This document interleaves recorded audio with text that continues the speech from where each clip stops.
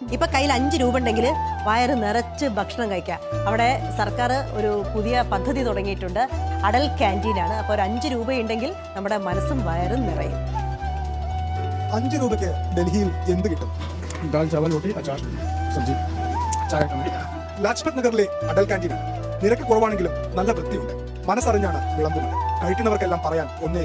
बहुत अच्छा सर, जितना दे रहा है बहुत अच्छा दे रहा है, 5 रुपए में सही दे रहा है, खाना बहुत टेस्टी है.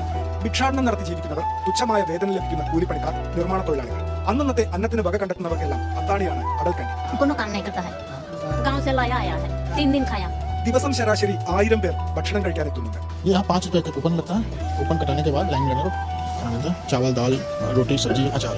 500 मैक्सिमम सुबह और 500 शाम खिलाना. 500 इनको कूपन करना है. രാവിലെ 11:30 മുതൽ ഉച്ചയ്ക്ക് 2 വരെയും വൈകിട്ട് 6:30 മുതൽ 9 വരെയുമാണ് പ്രവർത്തനം. ഒരാൾ തന്നെ ഒരു നേരം ഒന്നിലേറെ തവണ കഴിക്കാതിരിക്കാൻ വരുന്നവരുടെ എല്ലാം ഫോട്ടോ എടുക്കും. കമ്മ്യൂണിറ്റി കിച്ചൺ മാതൃകയിൽ 3 കിലോമീറ്റർ പരിധിയിലുള്ള അടൽ ക്യാൻറ്റീനുകളിലേക്ക് ഒരിടത്തു നിന്ന് ഭക്ഷണം എത്തി.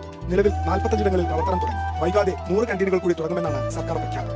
ഒരു നേരത്തെ അന്നത്തിനായി പെടാപ്പാടുപെടുന്ന 10,000 രാജ്യതലസ്ഥാനത്ത്. അവർക്കിനി ആരുടെ മുന്നിലും കൈനീട്ടാതെ ഭക്ഷണം കഴിക്കാം, വിശപ്പടക്കാം.